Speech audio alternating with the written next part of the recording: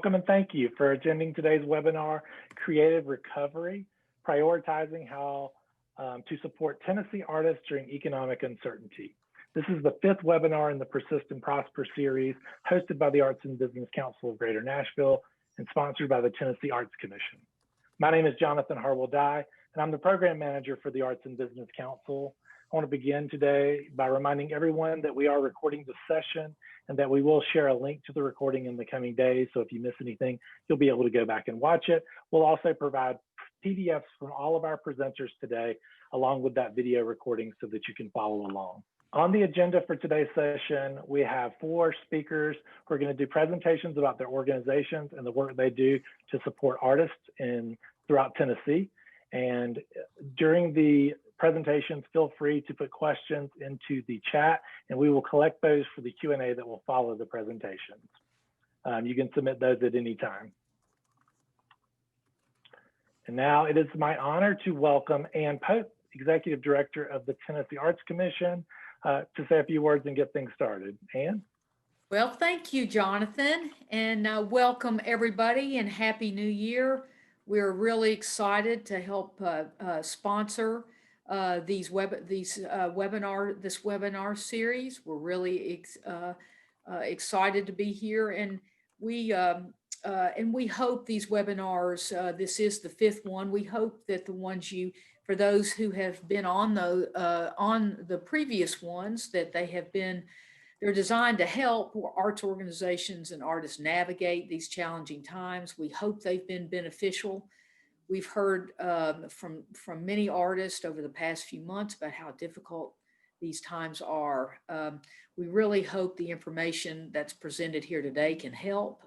We have a great panel today who are going to bring some exciting opportunities, some technical assistance, and just, I think, going to be a great resource for us all. And I would like to thank Jonathan and Jill at the Arts and Business Council of Greater Nashville for hosting this series. You've done a great job, and we really appreciate the partnership. I hope today everyone will be able to take away some valuable information on how to recover from the pandemic.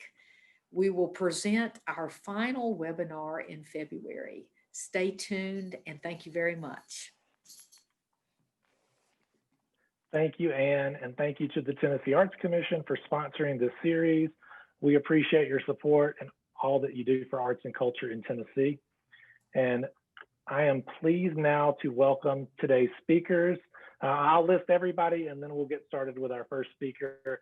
But I want to welcome Dr. Janice Cruz, Director of the Center of Excellence for the Creative Arts at Austin Peay State University. Welcome, Dr. Cruz. Hi, thank you for having me. Thank you for being here. And I want to welcome Haley Zapolsky, who is the Renew Nashville Program Manager at the Nashville Entrepreneurial Center. Welcome. Thank you. And Lauren Kennedy, Executive Director of the Urban Art Commission in Memphis. Hey, folks. And Lisa Vinnie, Executive Director of the Arts and Culture Alliance in Knoxville. Hello from Knoxville. So glad to have you all here. And we're going to start with a presentation from Dr. Cruz. So I will let you take it away and take over the screen. You can go ahead and share your screen and we'll get started. Is that okay? Yes, that looks great. Perfect. Thank you so much.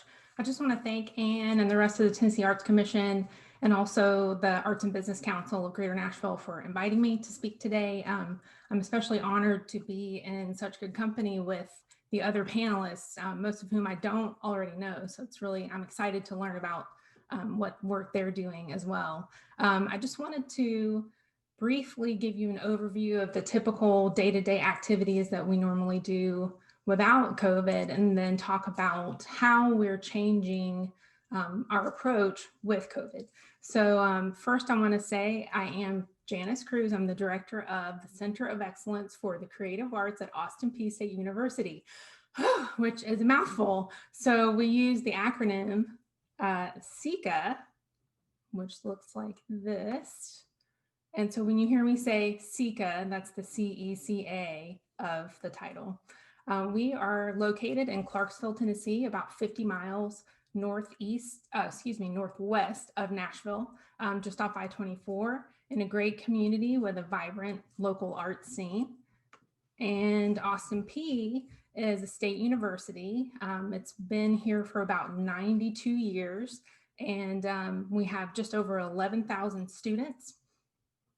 We also have state-of-the-art facilities for the use of about 400 arts majors, as well as our local community. And I want to give you a little background on CECA and kind of how it came about. So back in the mid 80s, in 1985, the Tennessee Higher Education Commission established about 30 what they call centers of excellence across the state at universities. And we have two. We actually have the Center of Excellence for the Creative Arts and the Center of Excellence for Field Biology. So they're in all different disciplines. And what that really means is that we receive state funding to enhance our programming. And so we get that funding from THEC, and then Austin Peay is required to do a match. So under the CECA umbrella, those funds help to serve our arts community. Our 4 arts areas: art and design, music, theater and dance, and creative writing, as well as the Community School of the Arts. We also have under the CECA umbrella the ACUF Chair of Excellence, which is it's an endowed chair for artist residencies. So we have a lot going on.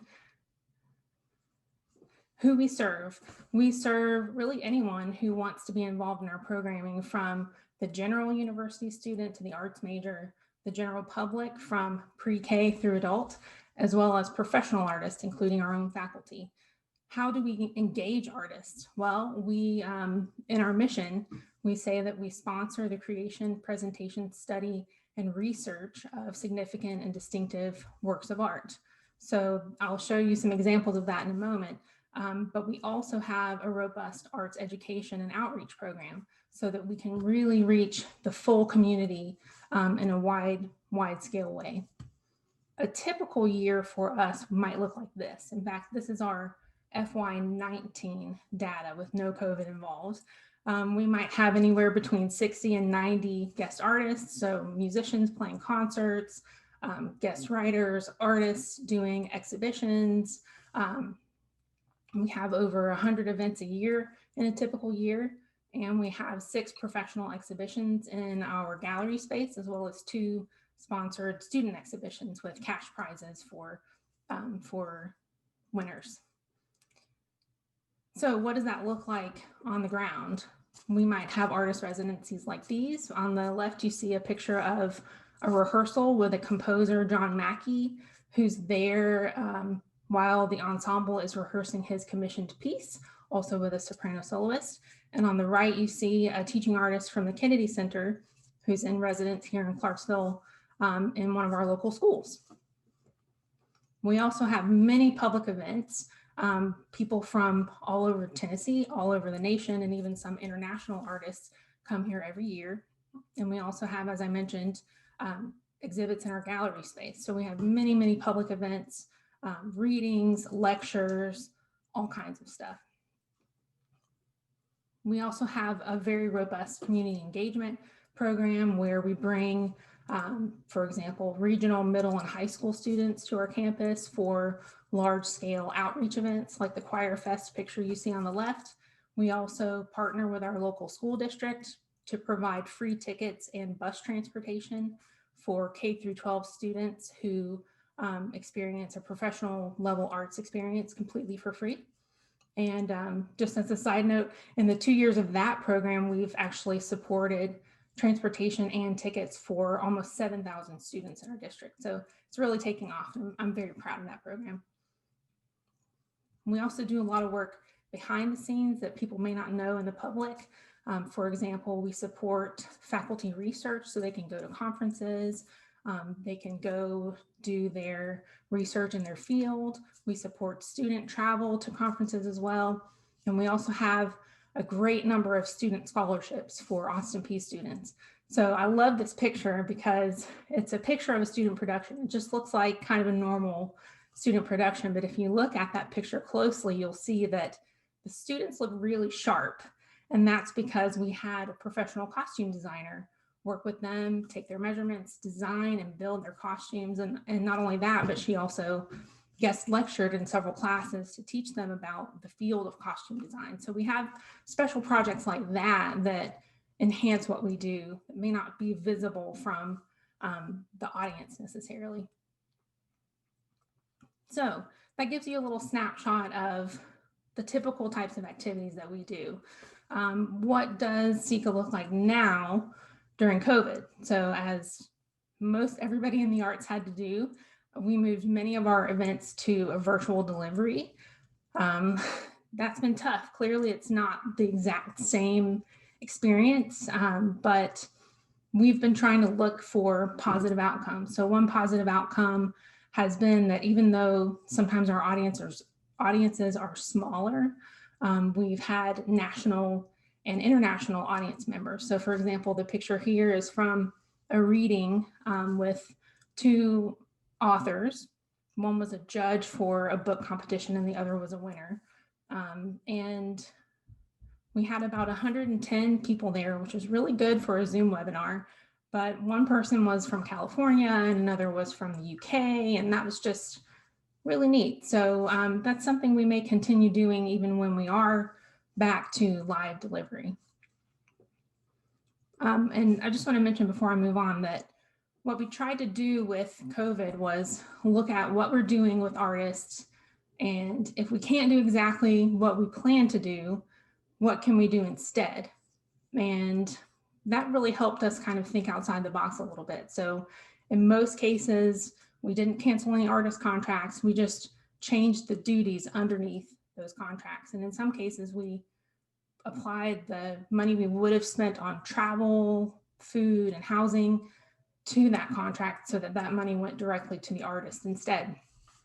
And so we can ask them to maybe drop into some classes instead of traveling or whatever. So I'm really happy that we were able to do that, because I think that so many artists I know who are freelance musicians or actors or what have you, they were kind of left high and dry, and we didn't want to do that. And of course we did have to cancel some of our activities, but most of them we were able to revise. So we were able to put our entire visiting artist speaker series into a virtual delivery. None of those contracts were canceled. In fact, we paid them all what they would have had for travel and the rest. And we were able to continue with some of our programming just like we would have, but just with virtual interaction. So we were supposed to have this artist in residence, a composer, Ashley Bush. And the picture on the left, I'm not sure if you can see, if you look to the very far side of that picture, but there's a big TV monitor in front of the ensemble, and she's actually attending their rehearsal while they rehearse her commissioned piece. So she can give them feedback and they can work together to revise the piece as they go. And then of course, she also met with students in classes. So that was a virtual way to do that. I mentioned earlier our exhibitions. We have typically 6 exhibitions per year in our new gallery space. And excuse me. And so we continued that work. We actually had to get special permission from the university for those artists to travel here. We could sort of demonstrate that this is an isolated space and no one's coming in or out, just the artists are there setting up their work, and that was allowed. And then we realized that even if we did continue those exhibitions, more than likely we would not have the same number of visitors that we normally do. So our gallery director, Michael Dickens, who's awesome, he actually purchased a 3D camera. And so he was able to make a 3D model of our gallery space. And then with that, we were able to, this is just a kind of a click through from our website. We were able to create a virtual walkthrough of our gallery and each exhibition that we've had since COVID began. So this is an example of one. And this was done with a software called Matterport. It's only $10 a month. We got the cheapest plan, and you can see it's interactive. So you can move around the space. You can click on the different little circles there that have a little pop-up. And in this case, the artists who did this exhibition, they actually went and recorded themselves talking about the different parts of the exhibit. So when you click on these little buttons, it's them speaking, and that's really interesting. It's not something we would typically have, but because of COVID and this push to move to a virtual sort of 3D model in the exhibition, we were able to do that. So that's one kind of great solution that we came up with. Another thing that we do that's really awesome, and our gallery director says he feels like Santa Claus every time he gets to make this phone call, but we have something called the Tennessee Artist Fellow. And that is where a panel of our faculty from the Department of Art and Design, they keep an eye on what's happening in the art scene in Tennessee. And artists who are living and working in Tennessee, and they give them money to keep doing what they're doing. There are no strings attached, and it's just a phone call that says, congratulations, you're a SECA Tennessee Artist Fellow, and we're giving you $5,000 to do what you do. And that's it. So it's really amazing. And we also give them additional money to do a lecture for us. So that's continuing this year. And because we did have some expenses that didn't happen due to COVID, we were actually able to do 2. So they get $5,000 for just continuing their work, and they get an additional $2,000 to do a lecture, and that'll be a virtual lecture again. We also have workshops for teachers. That's a big part of our education outreach program, and they are for professional development credit through the district. And we couldn't do what we normally would do, which would be a 3-hour in-person workshop. So with Zoom fatigue, that just wasn't going to be something beneficial to the teachers. We didn't want to take up too much of their time. And so the artists from the Kennedy Center who presented these workshops virtually came up with a very robust online learning module that teachers could do in advance at their own pace anytime they wanted to. And I have a little video of that to show you. This is one of them. So you can click and meet the instructor, and then a video pops up with information about the course, and then you can really go through a whole series of lessons to prepare you for that experience that you'll have in the face-to-face. So that was very successful. And interestingly enough, we got some of the best feedback we'd ever gotten on our teacher workshops, which always get good feedback consistently, but we had teachers saying, this was the best workshop I'd attended in my 10 years in this district. And it was a pleasant surprise, because I thought maybe this would be something they wouldn't want, but it turned out that when they came to the workshop, already having a deep prior knowledge of the content that would be presented in the workshop, then they had a much better experience, and they learned more and they retained more. So it was really great. And we also had some materials that we needed to give them. We did all that with contactless, sort of drive-by delivery and that kind of thing, but we got it done. So I'm really, really proud of that work. And then just finally, we also started recently offering face-to-face classes again with the Community School of the Arts. And people kept asking me, how can we help? Because we do employ about 20 local artists who are the instructors for the CSA. And I just kept thinking, I don't know. And then I realized, well, the issue we're having right now is that we don't have any classes, and we don't have any classes partially because of, socially distant stuff, but mainly because parents and students are telling us, we would love to do this now, but we can't right now. I'm out of work, or money's really tight right now. And so we started brainstorming ways to alleviate the cost of the CSA classes. And so what we did was we started asking for community sponsors. And I'm proud to say that with the support of our community sponsors, now all of the CSA classes for this semester are going to be just $5 per hour. Yes, $5 per hour. That's crazy. That's like a grande white chocolate mocha at Starbucks. It's just nothing. So we're really hoping that will help people to get more involved with the community school. and to really be able to participate no matter what limitation they have financially. And then finally, I just wanted to say, as I mentioned, we found some positive solutions from COVID that I think a lot of them, as we were doing them, I was realizing, oh, maybe we could have been doing this all along, and we could have reached more people this way all along, in addition to what we normally would do. So many of our solutions will be things that we continue into the future. So thank you all for listening. I look forward to answering your questions later in the session. Thank you so much, Dr. Cruz.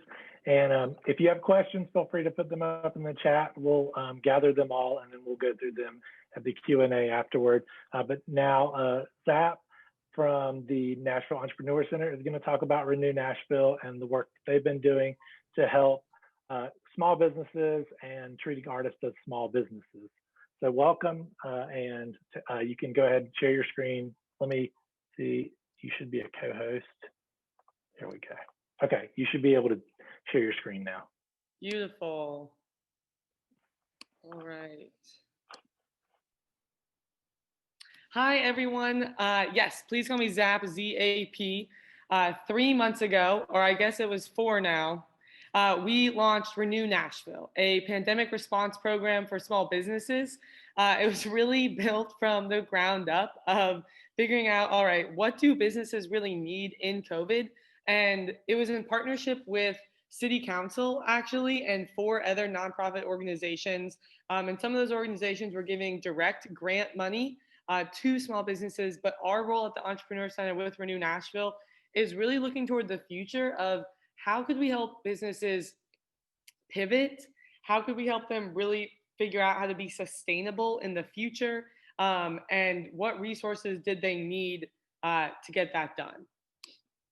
So here's just a quote from Jane Allen, our CEO. Obviously, we know how entrepreneurs are so critical. And I'll add, obviously, such a critical part of the Nashville economy is entrepreneurs, but definitely that creative economy, which we at the EC, I see all of our musicians, artists, whatever, as entrepreneurs. These are small business owners. They might not identify as that first. They might be an artist or a creative first, but to us, they're very much an entrepreneur and a small business first.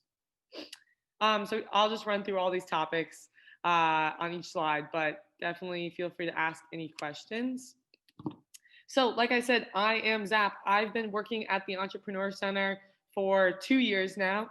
And kind of working here, it feels like 2 years is more like dog years of being here for 14 years.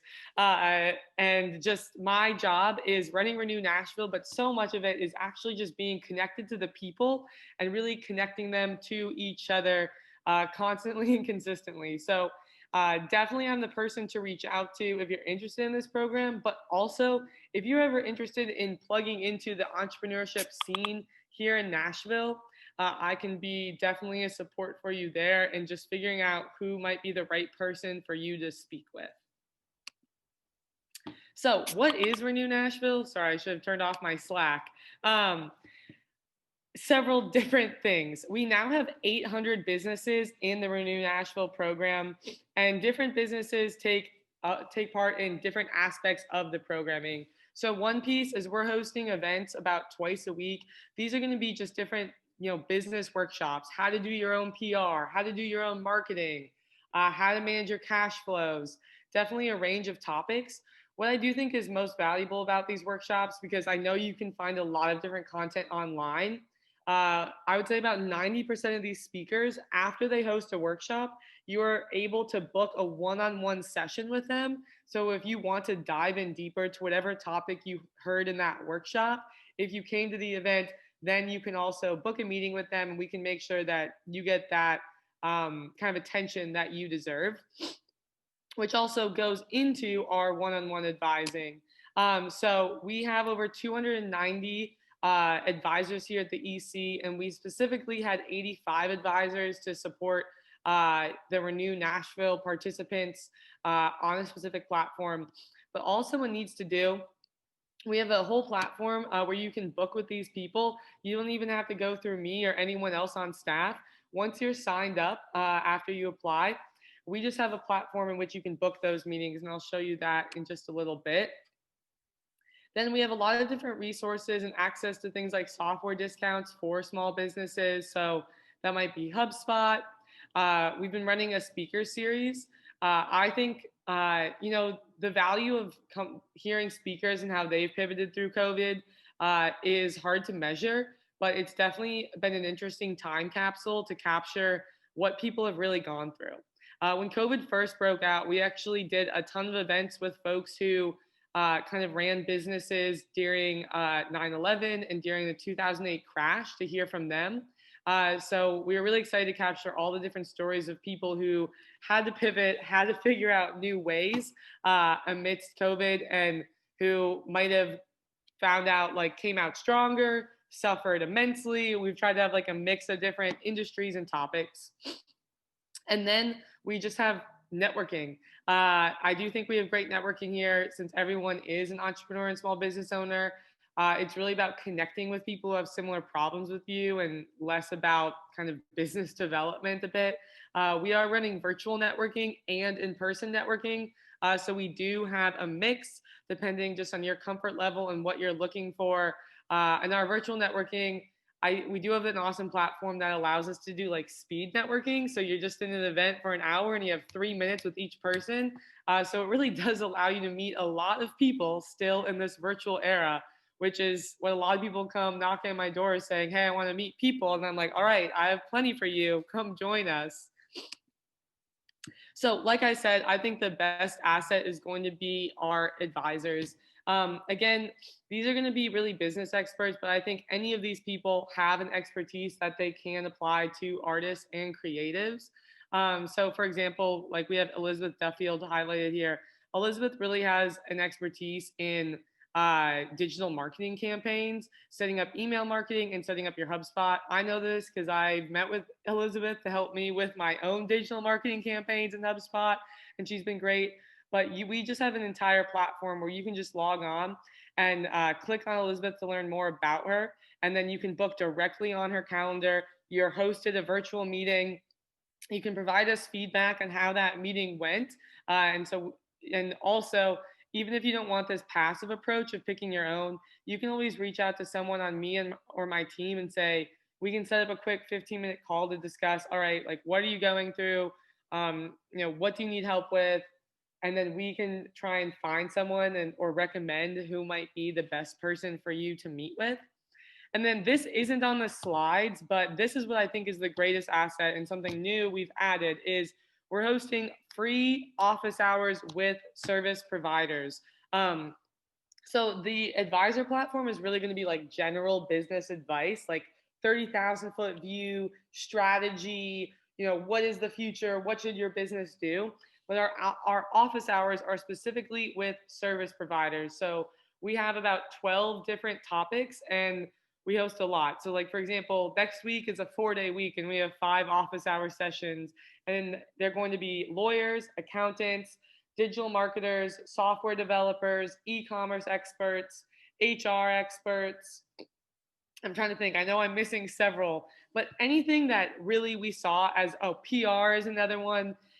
These are free meetings where it's just to really get that help and in that expertise, and hopefully save you time, hopefully save you money, and help you figure out how to do it yourself, or figure out, all right, if I'm going to outsource this, what are my options and who's kind of signed on to support small businesses during these times and offer hopefully pretty reasonable rates.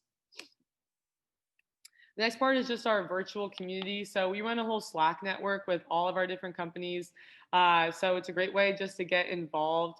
And I really do think it's a great way for so many artists to expose themselves to other entrepreneurs and like different ways of thinking. I think it's so fun when someone, is kind of outside looking in on the room, might have a really interesting idea, a way for you to pivot. But Slack is just a resource for us that makes it easy to connect. I send updates, I send announcements. We're trying to stay up to date on anything around PPP and small business grants and sharing that with our community, as well as hosting internship fairs and connecting people with students.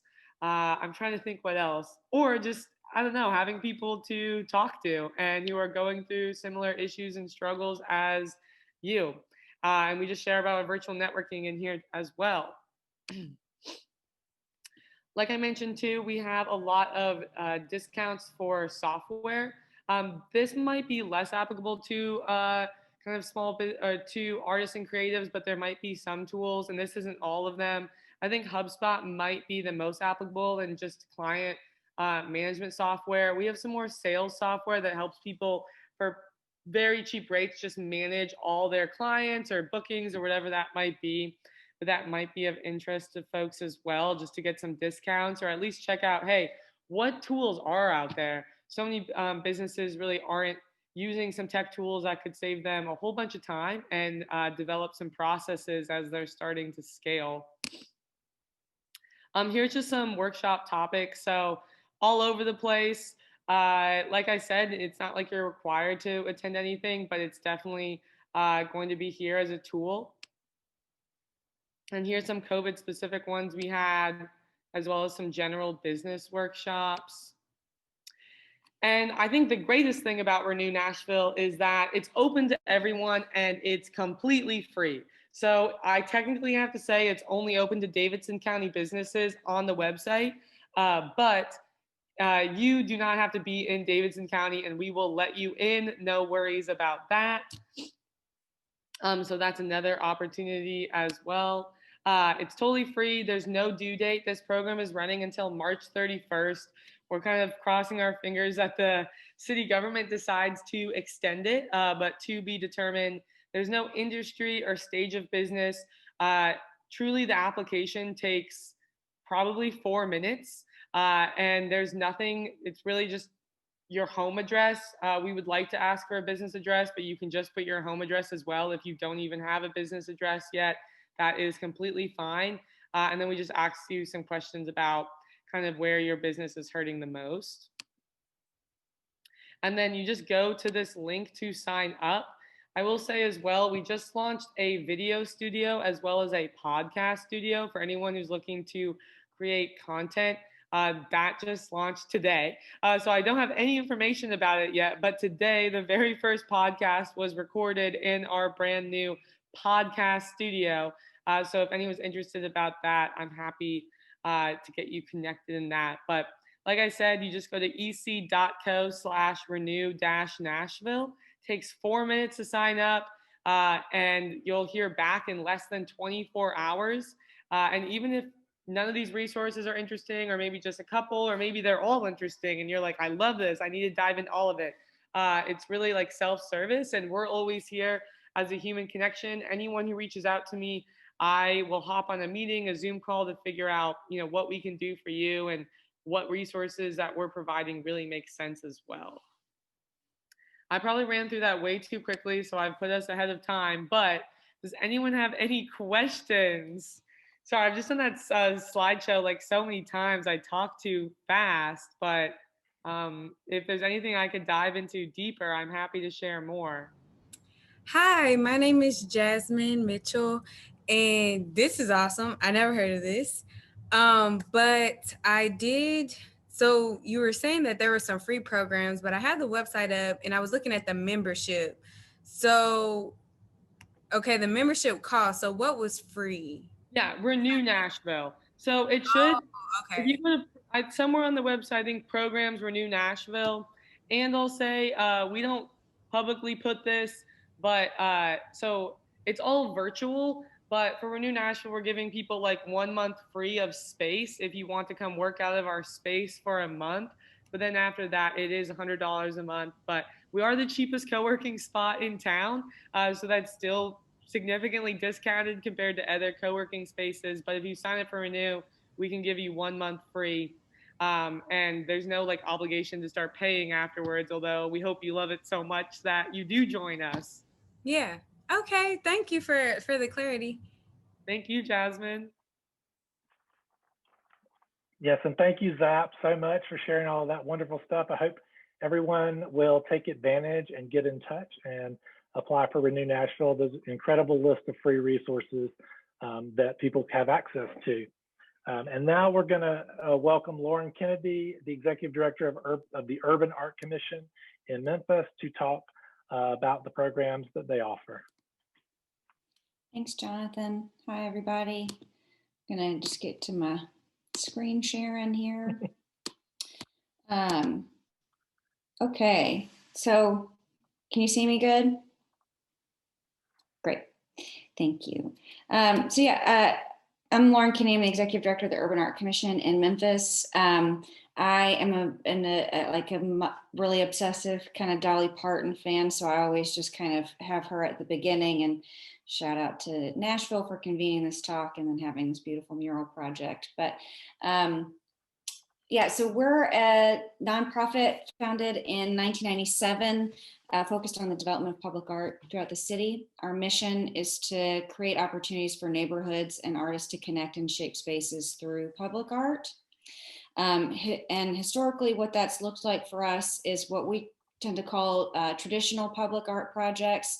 So thinking about sculptures and murals, working on budgets from everything from $5,000 to $2 million. And that's really been kind of the bread and butter of what we do for a long time, including managing the City of Memphis's Percent for Art program through their capital budget. But being a nonprofit with a contract with the city, we're in a pretty great position to both leverage that public resource, but also work with private clients and partners and kind of work beyond some of the bureaucratic processes and systems that come with that city funding. So when I was talking with Jonathan about the topic today, there are definitely some things that we have done in response to the coronavirus pandemic as it relates to how we support artists. But before we even really got into that, I think it's nice to share that in 2018, we went through a really intense strategic planning process, and through that ended up rewriting the mission, which is what I just shared with you, and just kind of looking differently at everything that we do, including how we elevate equity across our body of work, but also how we kind of make the work more about the experience of it and our primary stakeholders, which for us are artists and neighborhoods. And that's why you see them very prominently in that mission statement. And these are the goals that we really identified. So the first one being that more Memphis-based artists are effectively participating in our work or supported by what we do. Another key goal for us is to support neighborhood participation in that, and then also that the scope of public art grows, which that goal number 3 plays into how we've kind of changed the way that we support individual artists. So, you know, this for us happens kind of in a few different ways. That those strategic priorities, we're consistently looking for new project opportunities to push out those calls to artists. We're actively supporting or trying to support people through that process. We offer information sessions for every public call that we put out.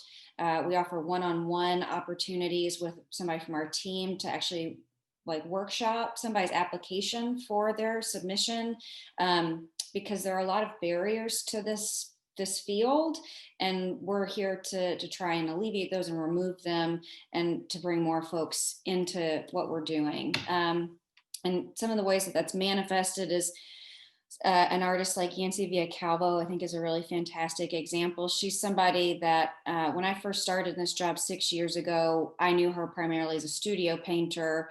And over the last 6 years, we've gone from working with her on a temporary mural project where she was painting on the backside of old vinyl banners and hanging them on fences for the St. Jude Marathon route, to doing this large scale mural on the top right at Witten Brothers Hardware and historic Orange Mound. And now we've commissioned her for this large scale $350,000 suspended sculpture for the Memphis International Airport. So how we've really worked on how our process helps bring artists through this space in a different kind of way, building up to having this increasing capacity to take on larger scale work and to see their work grow on a different scale and in different places.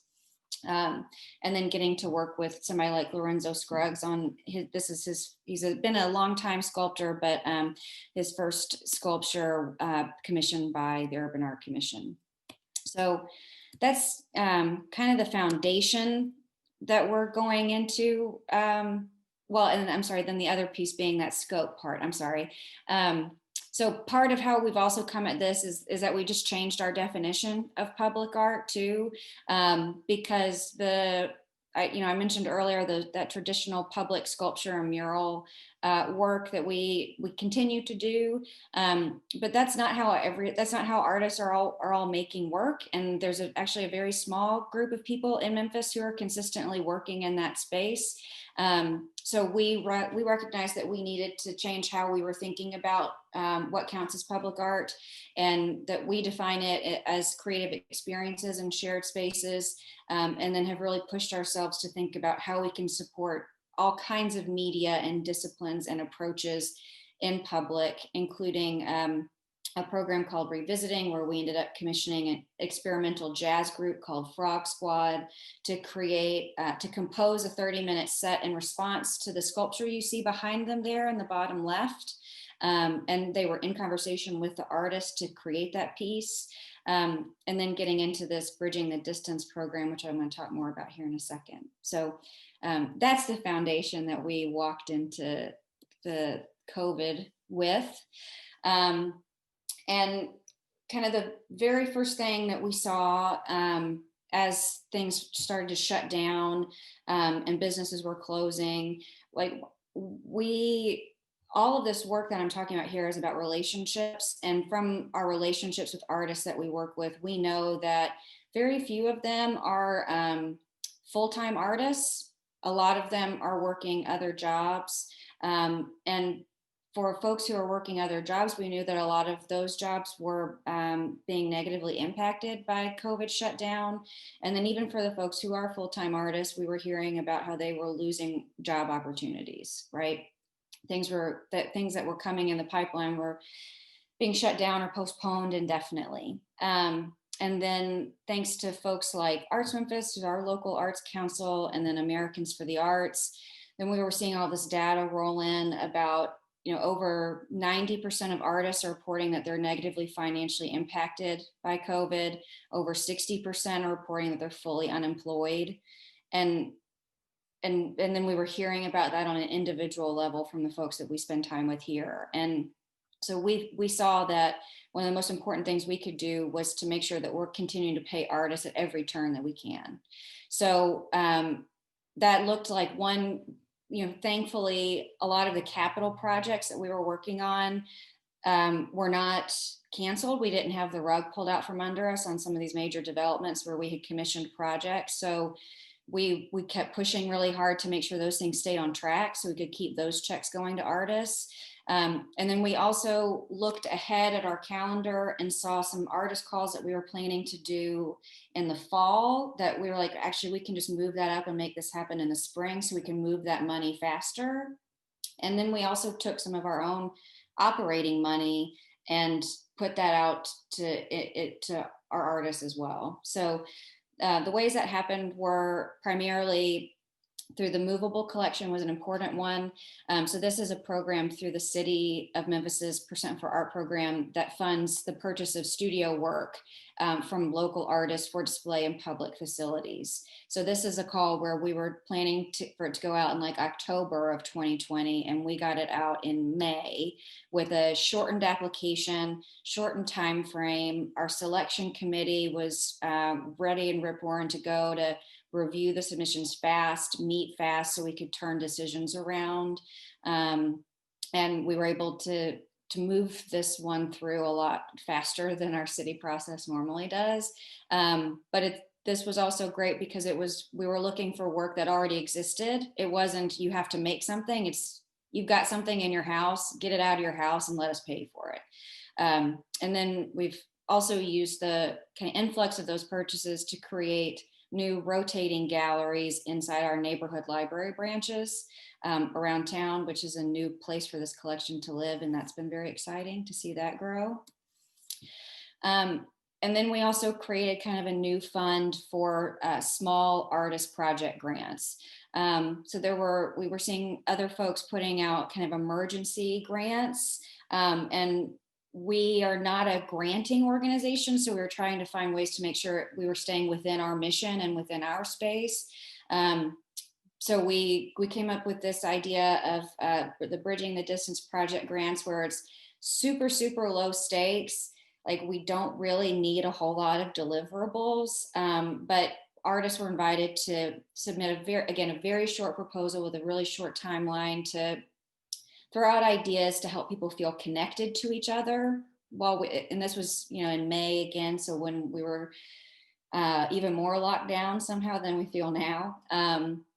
And we were able to open it up to artists that we don't normally get to work with. So through this program, we ended up being able to fund short films. We got to fund a ceramicist who made mugs for all the people on his neighborhood block, and he distributed them and then hosted a virtual happy hour. There were mail art campaigns. It was kind of the widest array of work we've been able to support. And that was really exciting for us. So we committed to doing another round of it. And we did a second round of project grants late summer.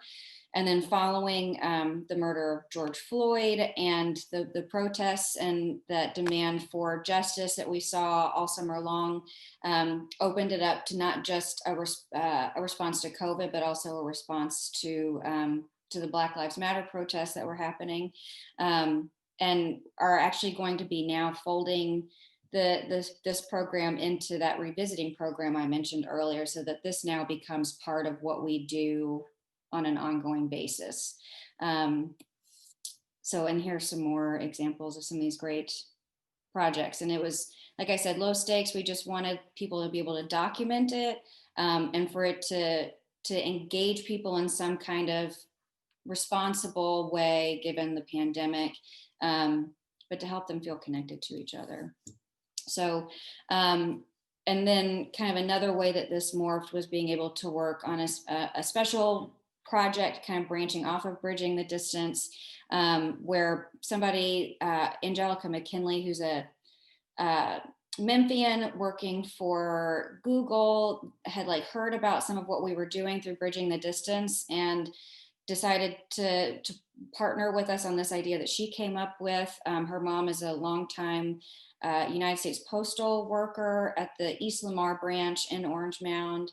And Angelica commissioned portraits of her mom and 5 of her coworkers from local artists that we then helped create a social media campaign around, honoring Black and Brown USPS workers over the fall, which primarily happened on social media, but then we also got some digital billboards set up with it too. So I think one thing that we really ended up leaning into in general through COVID, and still obviously, is looking at virtual as a different kind of public space.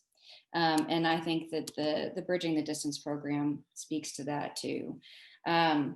This is just a very cheeky slide. If you don't follow United States artists on Instagram or Facebook, I encourage you to do so. They're really great.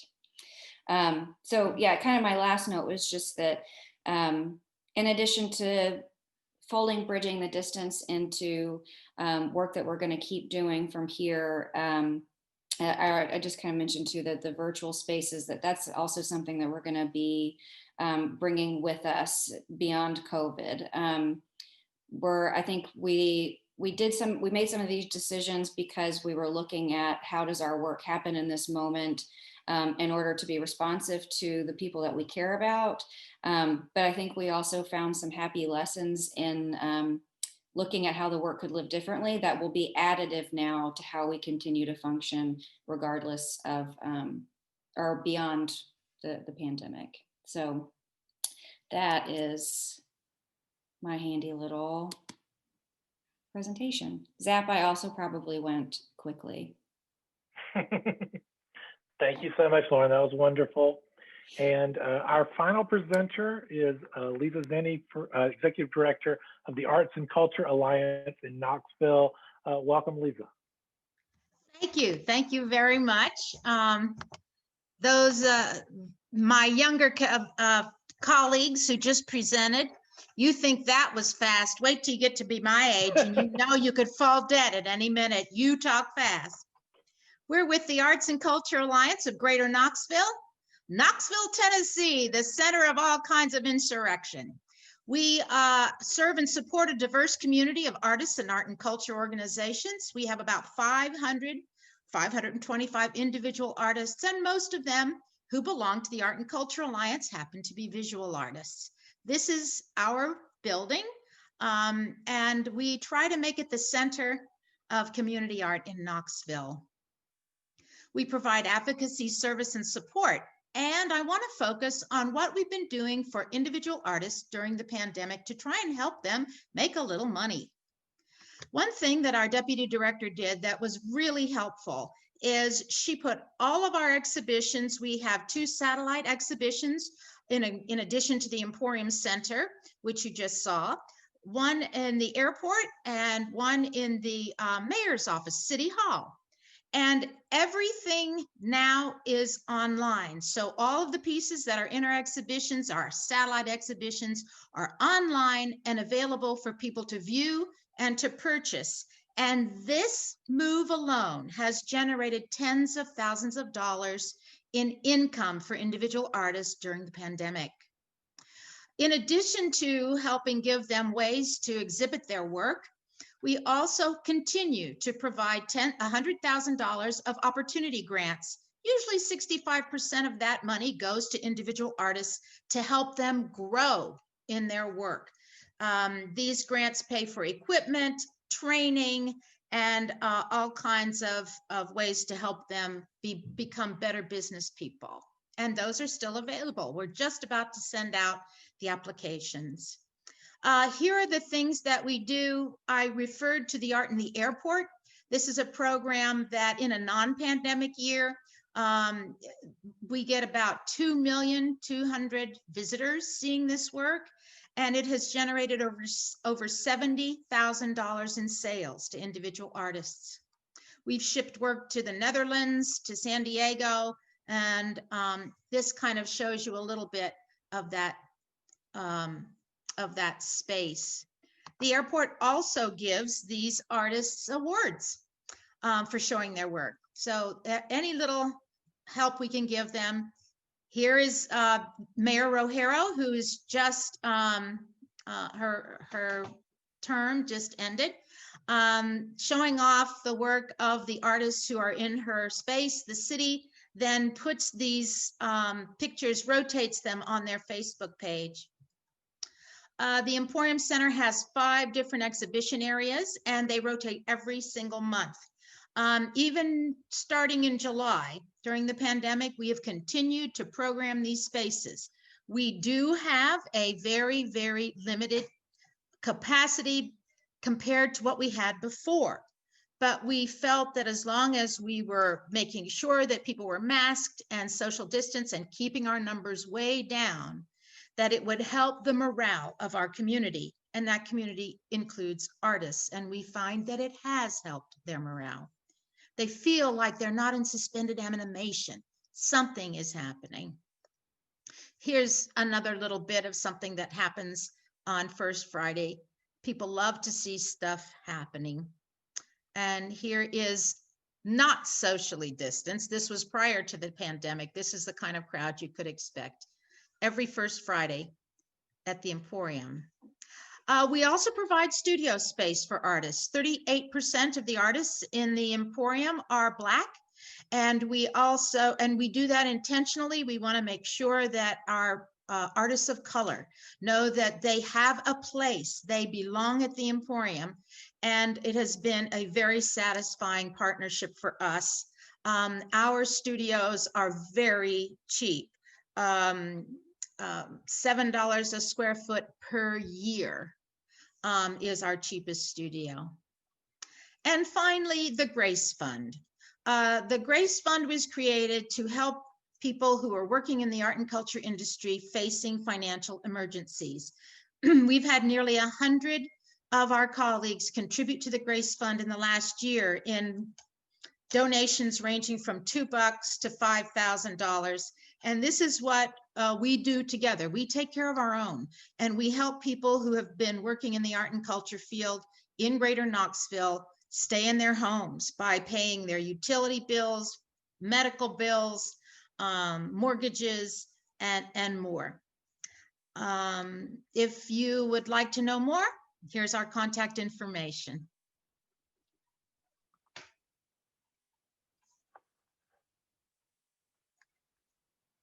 I'm done, Jonathan. Wake up, baby. Thank you, Lisa. Thank you so much, everybody, for your presentations. We're going to go right into a Q&A. I did see a question earlier from Corey Wells. I think this is for you, Dr. Cruz. You were talking about your community sponsorships. What kind of community sponsors did you get, and do you find that there are certain sectors that were more open to sponsorships than others? Sure. Well, we've just come up with this concept to do sponsored CSA classes. So it's a brand new idea. In fact, we're doing a press release on Tuesday of next week to sort of try to help recruit some new sponsors. What we've done so far, and this semester, because of COVID, we're only offering 9 community school classes. Normally we have about 20 going at any time, but those are the ones we can do either virtually or with social distancing safely. So we're only doing 9. We have 4 sponsored so far, and those are from our core of arts supporters, people who are on the SECA advisory board, folks like that who we know are, they're definitely going to step up. But what we're hoping is that we can take this model and expand it to be sort of like a little league team. If you see, at the back of the ball field, there's a whole big sign of sponsors from different businesses. And we're hoping that once we're back to post-COVID times, when we have, 20 or more classes going at one time, we'll have as many sponsors as we need to keep those costs down. I hope that answers your question. Thank you. And we had another question about that 3D software. What was the name of the software that it's called you used? Matterport. I'll put that in the chat. Thank you. And Jasmine asked if panelists could put their contact info in the chat. Feel free to do that. Jasmine will also share their slides and contact info with everyone afterward. So we'll send that to you in email as well. Okay, perfect. Thanks. Thank you. Lisa, Krishna has a question for you. Asked, how long has the Grace Fund been available? The Grace Fund was created in December of 2019 because I'm a magician and I somehow knew we would need it. No, that's not true. We just got damn lucky as usual. And so the Grace Fund happened to be in place when the pandemic hit. So we have been able to help quite a few people so far, and we just received $50,000 in HUD money to help more people impacted by the loss of income due to the pandemic. Thank you. And I'm going to ask sort of a general question. So any panelists, if you want to jump in, but I'm just curious. I know a lot of this work that you pivoted due to the pandemic to be able to support artists. And as the vaccine starts to roll out and we sort of come back to normal, I'm interested in what the lessons that you learned that you're going to really take forward, whether that's, streamlining programs, keeping programs that you started because of the pandemic, moving stuff online. What does that look like for you? And I'll start with Lauren first, since she hasn't had a question yet. But Lauren, if you want to jump in on that one. Sure. I think the success that I saw from the Bridging the Distance Project grants really in the way that we're able to fund a whole different kind of body of work for people. That's hugely important to us, and something that was important to us pre-COVID. I think the form that it took because of COVID is one that we want to be able to keep using. And also, I think in general, the way that we all had to look at changing and adapting. I think because we're historically using that city funding, which has these really rigid processes and protocols. I think people would not typically associate UAC with being like real flexible and nimble. And, we found some creative ways to do that with that city funding. And then we also just kind of stepped fully out of it to further the flexibility and responsiveness. And that's something that we see now as really critical to just how we continue to operate and support the Memphis artist community. Thank you. One other thing I want to ask you about, if you could elaborate a little bit more, because I know you mentioned thinking about the virtual space as public space. Is there anything on the horizon that y'all are thinking about that maybe you haven't done yet because of sort of beginning to see that as public space? That's a great question. And I feel like my mind just went totally blank. So something that we did last spring, but that we have talked about wanting to do again is we were going to have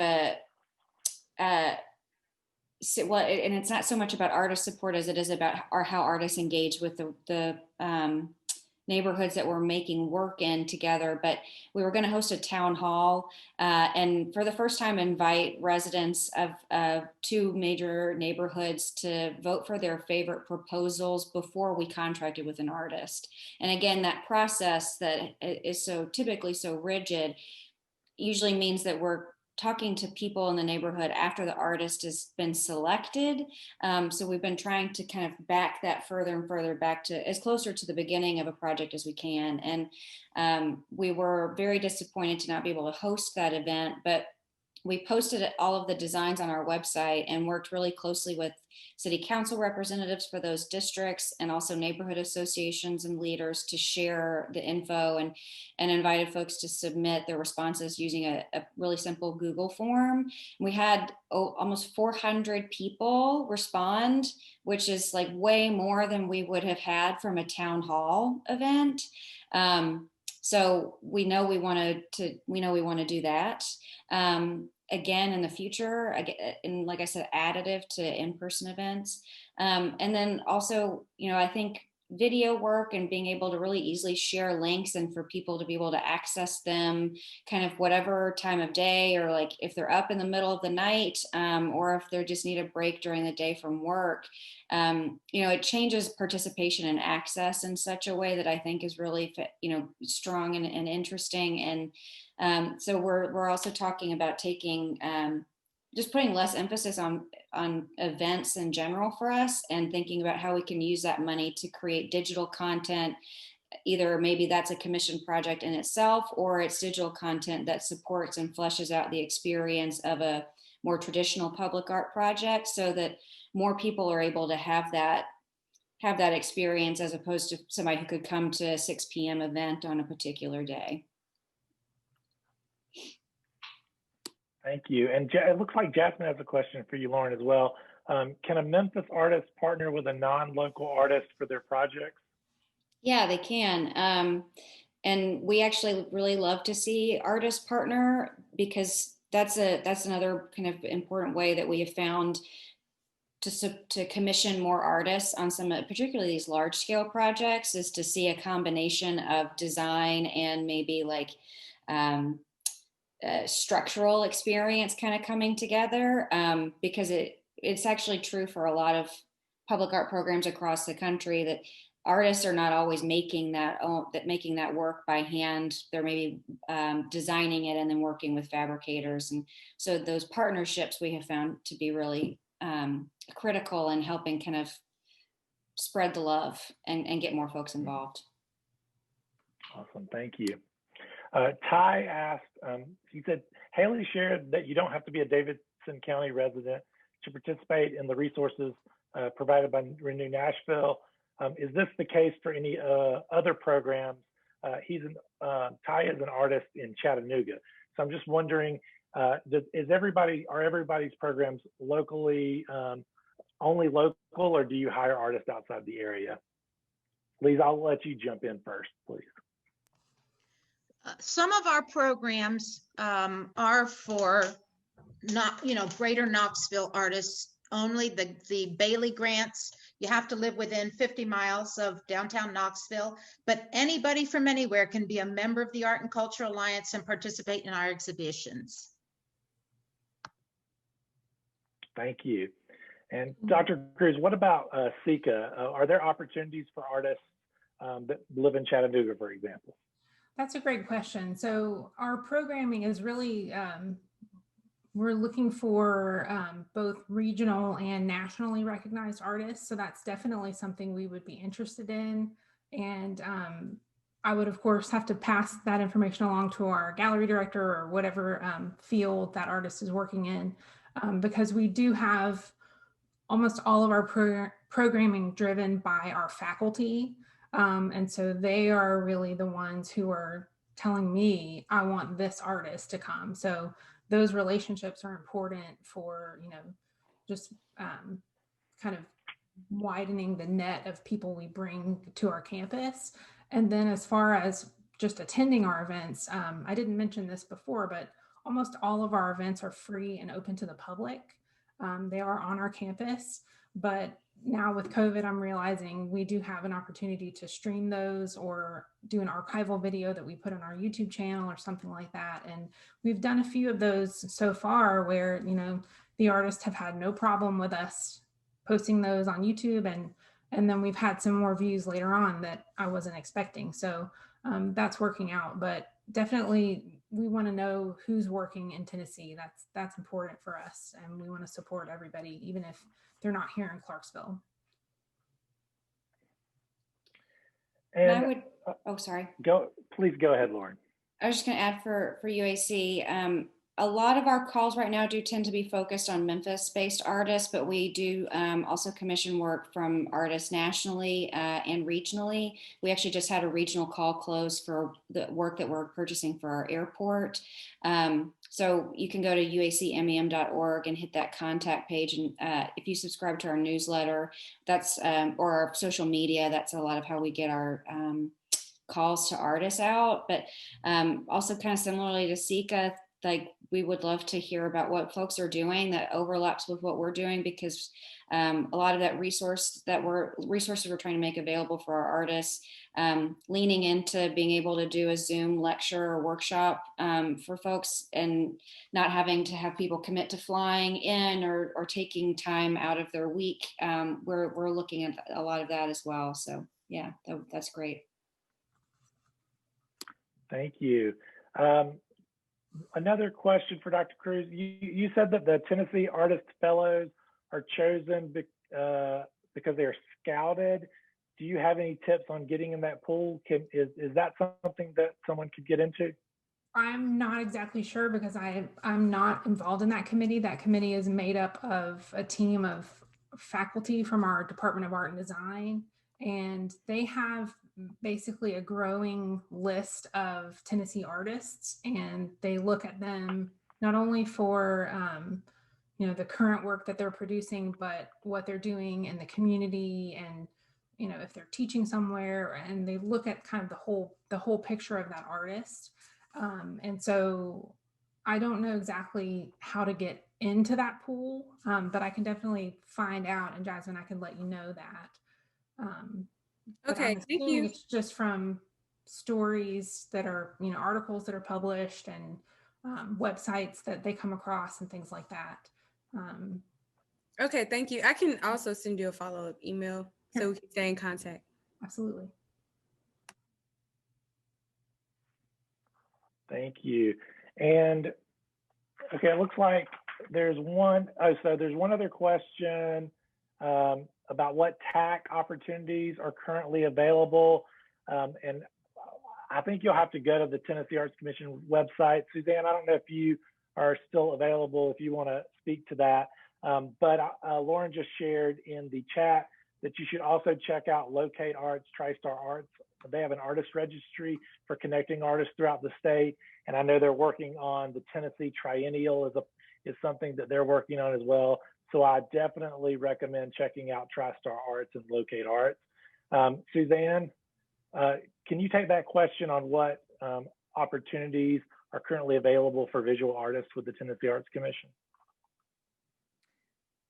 Jonathan, this is Ann Pope. I can make, hey, I was Thanks, Ann. off camera, but listening. We have a number of our individual artist fellowship deadline. Those are open, and that deadline is toward the end of January. I think Krishna may be on the line. I forget what the actual date is, but I think it's in the next week or so is the deadline. And we also have arts organizations. We have a COVID relief, not relief. We have a rolling grant up to 5,000 for sort of for COVID related projects. So if somebody would like to go on their website, we have funding available, and we would love for you to apply for that. It's open to arts organizations. They can hire artists to do public art in communities all across the state. So we hope you'll think about applying for those. Those are two, as well as our other grant categories that are open. But those are two for individual artists that are open. Thank you, Ann. Thank you for sharing that. And thank you, everyone, for your questions. Thank you to the Tennessee Arts Commission for sponsoring this webinar series. Thank you to all of our panelists today for sharing information about your organizations and the work that you've been doing. We will process this video. It'll be online. We will email out a link to everyone along with the slides. We'll include contact information for all the speakers and their organizations. So you'll be able to follow up with speakers if you have questions specific to their programs or their organization. Thank you all so much for being here today and for being engaged and bringing a lot of great questions. So thank you and have a wonderful rest of your day.